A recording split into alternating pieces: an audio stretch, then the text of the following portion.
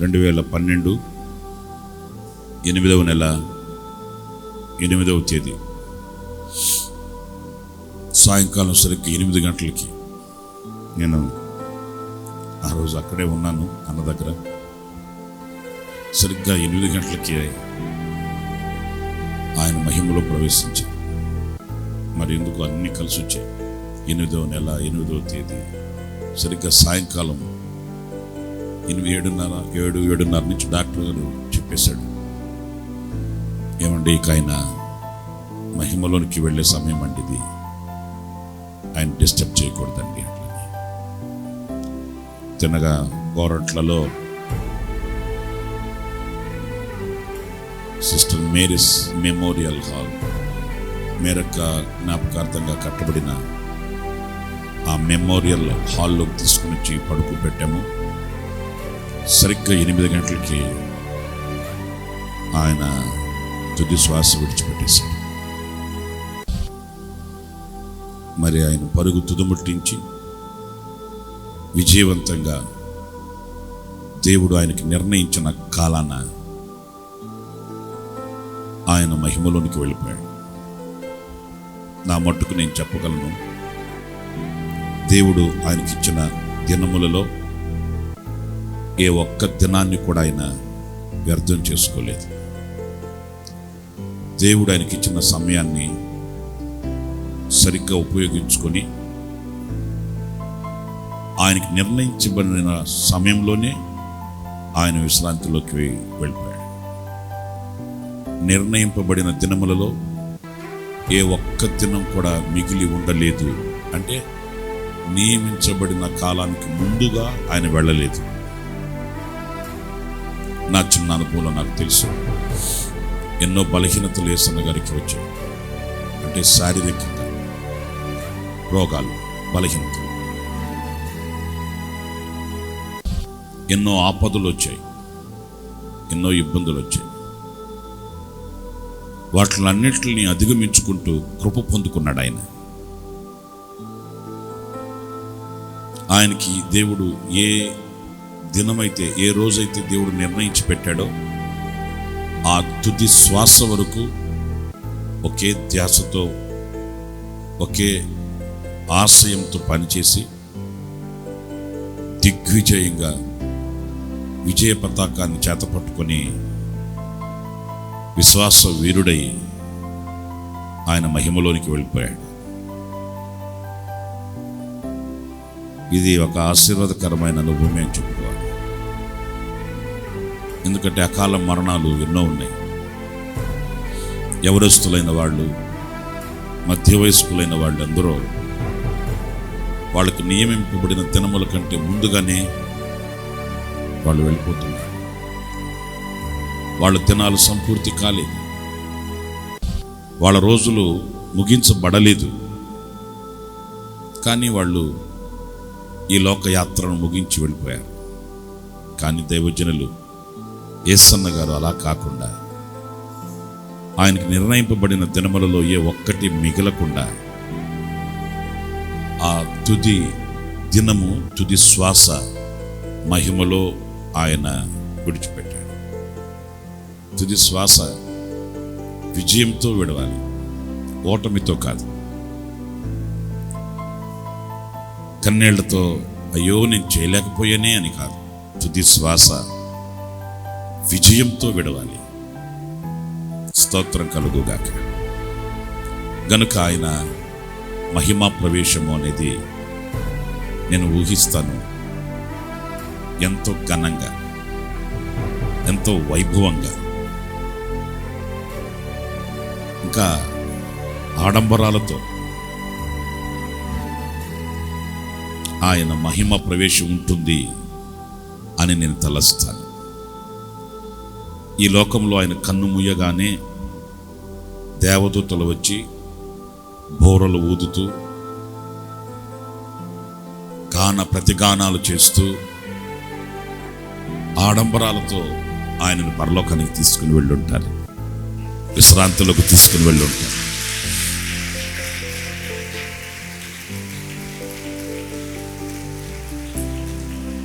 ఎందుకంటే ఈ లోకంలో జీవించిన దినములలో ఆయన ఎప్పుడు ఘనతలు కోరుకోలేదు. ఈ లోకంలో జీవించిన రోజుల్లో ఎప్పుడు ఆయన సన్మానాలు కోరుకోలేదు. నాకు తెలుసు, నేను ఆయనతో తిరిగినాను, ఆయన పాద పరిచర్య చేశాను. ఆయన నోట జాలువారి మాట కొరకు 1000 కళ్ళతో ఎదురు చూశాను. నేను వేదిక మీద ఉన్నప్పుడు కూడా స్టేజ్ మీద ఒక మూల, ఒక కార్నర్లో తబలా సెట్ పెట్టుకొని, ఇటువైపు వెస్లీ పాస్టర్ గారు, అటువైపు నేను ఉండేవాళ్ళమే. పాటల వరకు వాయించేసి, తబలా ప్లే చేసేసి, ఇన్స్ట్రుమెంట్ ప్లే చేసి, అందరిలాగా మేము దిగి వెళ్ళిపోయేవాళ్ళం కాదు. ఆయన గంటల తరబడి పాడేవాళ్ళు, గంటల తరబడి. ఒక పల్లవి, ఒక చరణం ఆయన డిక్షనరీలోనే లేదు. గంటల తరబడి పాడేవాళ్ళు. మేము కూడా అలసట లేకుండా ఆయనతో సహకరించేవాళ్ళం. ఒకవేళ ఆయన పాడి పాడి పాడి ఆపేసినా మాకు తనివి తీరేది కాదు. మరలా స్టార్ట్ చేసేవాడు. ఆయన మరలా పాడేవాడు. అలసిపోయామని చెప్పి వేదిక దిగి వెళ్ళిపోయేవాళ్ళం కాదు. దేవుడు మాకు ఇచ్చిన ఆత్మ అలసిపోయే ఆత్మ కాదు. చాలామంది ఆశ్చర్యంగా అడిగేవాళ్ళు, ఏంట్రా బాబు, ఆయన పాడడం ఏంటి, మీరు వాయించడం ఏంట్రా? గంట, గంటన్నర, గంటం పావు, అది ఏమైనా మెల్లగా పాడేది ఏమైనా ఉందా? లేదు. ఓషిప్, మరలా వేరే ఇన్స్ట్రుమెంట్లు సపోర్ట్లు ఏముండేవి కావు. తబలాకి ప్యాడ్, జాస్కెట్, ఇలాంటి సపోర్ట్ ఏముండేది కాదు. సపోర్ట్ లేకుండా ఒక్క ఇన్స్ట్రుమెంట్తో లాగడం అనేది చాలా కష్టమైంది. అయినా కూడా ఆ ఆత్మ ఆనందం అలాగా ఉండేది. ఆయన అనుభవించేవాడు, మేము అనుభవించేవాడు. అంతే విధంగా ఆ ఆరాధన అయిపోయిన తర్వాత ఆయన వాక్యం చెప్తుంటే కన్ను మూస్తే ఏ మాట జారిపోతుందో, మనల్ని దాటిపోతుందోనని 1000 కళ్ళతో ఆయన ముఖాన్నే చూస్తూ ఆయన నోట వచ్చే మాటలు అలా ఆలకిస్తూ ఉండేవాళ్ళు. అవును, ఆ మాటలు జీవితాన్ని కట్టే మాటలు, ఆధ్యాత్మికమైన బ్రతుకుని బలపరిచే అమూల్యమైన శ్రేష్టమైన మాటలు. ప్రియులారా, ఆయనకి ఎన్నో పోరాటాలు, ఎన్నో అభ్యంతరాలు, ఎన్నో అవాంతరాలు వచ్చాయి. రాక కాదు, చెప్పుకునేవి కొన్ని, చెప్పకూడనివి ఎన్నో. వాటిలన్నింటిలో ఆయన ఒక మాధుర్యాన్ని చూడగలిగాడు. చేదుని చిలికితే మాధుర్యం వస్తుంది అన్నట్లుగా ప్రతి ఆటంకం, ప్రతి అభ్యంతరం మధ్య ఆయన ఒక నూతనమైన కృప పొందుకొని బలవంతుడయ్యాడు. ఇవన్నీ మన జీవితాలకి ముత్యాల వంటి బాటలు. అలసిపోకుండా, సొలసిపోకుండా, సొమ్మసల్లిపోకుండా నీతిమంతుల యొక్క అడుగు జాడలు మనకెంతో ఆశీర్వాదకరం, మనకెంతో దీవెనకరం.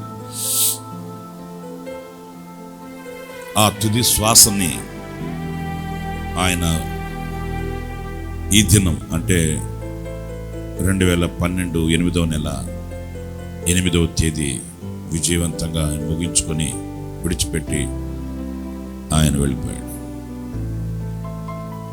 ఇంకా నేను యేసన్న గారి గురించి నేను మీతో ఇంకా చెప్పాలనుకుంటే, ఆయన ఒక ఇంటిని కట్టి వెళ్ళాడు. ఒక ఇంటిని కట్టి వెళ్ళాడు. అది ఎంత పెద్ద ఇల్లు అనేది మనందరికీ తెలిసిందే. ఒక ఇంట్లో ఒక 6 మంది 7 మంది ఉంటారు మామూలుగా. ఇంకా పెద్ద ఫ్యామిలీ అయితే ఒక 10 మంది వేసుకోండి. కానీ లక్షల మంది నివసించే ఒక ఇంటిని కట్టి ఆయన మహిమలో ప్రవేశించాడు. ఈ ఇంట్లో ఈ రోజున అన్నదమ్ములుగా, అక్క చెల్లెళ్ళుగా అందరం కలిసిమెలిసి బ్రతుకుతూ ఉన్నాం. ఈ పెద్ద బృహత్తరమైన కుటుంబం, విశాలమైన కుటుంబం. ఇంకా ఇంతమంది ఈ కుటుంబంలో చేరవచ్చు. ఇంకా ఇప్పుడు ఎంతమంది ఉన్నారో ఇంకా అంతమంది ఈ ఇంట్లో చేరవచ్చు.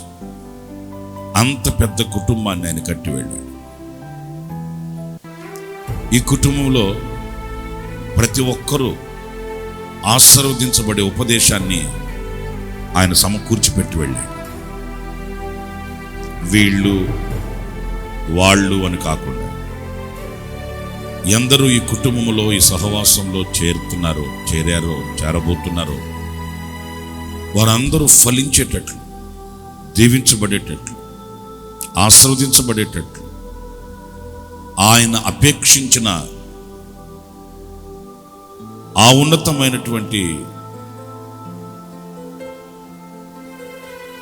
జయాన్ని అందరూ పొందుకునే ఒక ఉపదేశాన్ని ఈ ఇంట్లో ఆయన సమకూర్చి పెట్టి వెళ్ళాడు. ఆస్తులు అనే దానికంటే కూడా ఆత్మల్ని నింపాడు. ఆయన ఎప్పుడు ఆస్తుల వైపు చూసిన వాడు కాడు. ఆత్మల కొరకు ప్రయాసపడినవాడు. నాకు ఇంత ఉంది అని ఏనాడు ఆయన గర్వించిన వాడు కాడు. ఇంతమంది ఉన్నారు అని ప్రభువును స్తుతించిన వాడు.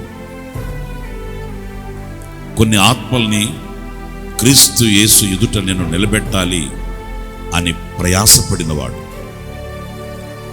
నాకున్న సమయం కొంచెమే, ఆ సమయాన్ని సద్వినియోగం చేసుకోవాలని ప్రాకులాడినవాడు. జీవ కిరీటమును పొందుకొనడానికి యోగ్యుడైన వాడు. అంత గొప్ప దైవజనుని మనం కలిగిన కుటుంబం ఎంతైనా దేవునికి మనం కృతజ్ఞులం. ఎంతైనా మనం ఆయనకి కృతజ్ఞత స్తుతి చెల్లించవలసిన వారం. ఇది ఒక భాగం. ఈ ఇంటిని కట్టిన దేవుడు ఈ ఇంటికి ఒక యజమానిగా దైవజనులు యేసన్న గారిని దేవుడు నియమించాడు. మరి ఈ ఇంట్లో ఈ రోజున ఎన్నో ఉన్నాయి, ఎన్నో దీవెనలు, ఎన్నో ఆశీర్వాదాలు. మిమ్మల్ని అడిగితే మీరు చెప్తారు. ఈ కట్టబడిన ఈ ఇండ్లు యేసన్న గారితోనే ముగించబడింది అని కాకుండా ఆ తర్వాత యేసన్న గారు మహిమలో ప్రవేశించిన పిదప ఇదిగో ఈ క్షణము వరకు కూడా ఈ ఇంటికి ఆదిలోను ఇప్పుడును స్థాపకుడుగా ప్రభువు ఉన్నాడు గనుక ఈ ఇంటిలో ఏది కొదువ లేకుండా దేవుడు సమృద్ధితో ఇంతవరకు నడిపిస్తూ వస్తూ ఉన్నాడు.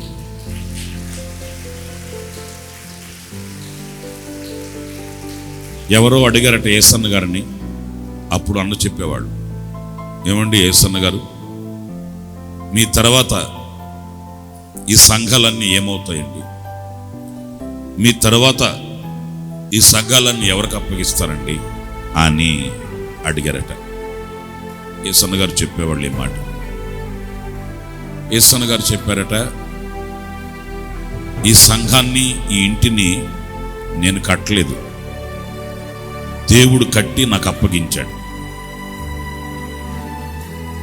దీని స్థాపకుడు ఆయన, దీని కాపరి నేను. ఆయన నియమించాడు నన్ను. ఆయన కట్టాడు కనుక ఆయన ఉన్నంత వరకు ఈ ఇల్లు ఎక్కడికి చెక్కు చెదరదు.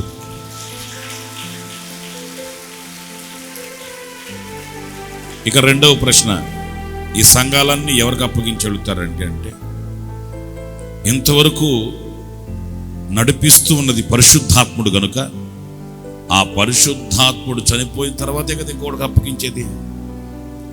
నేనున్నా లేకపోయినా ఈ సంఘాలన్నీ పరిశుద్ధాత్మని ఆధీనంలో ఉంటాయి, ఆయన ఆధీనంలో ఉంటాయి.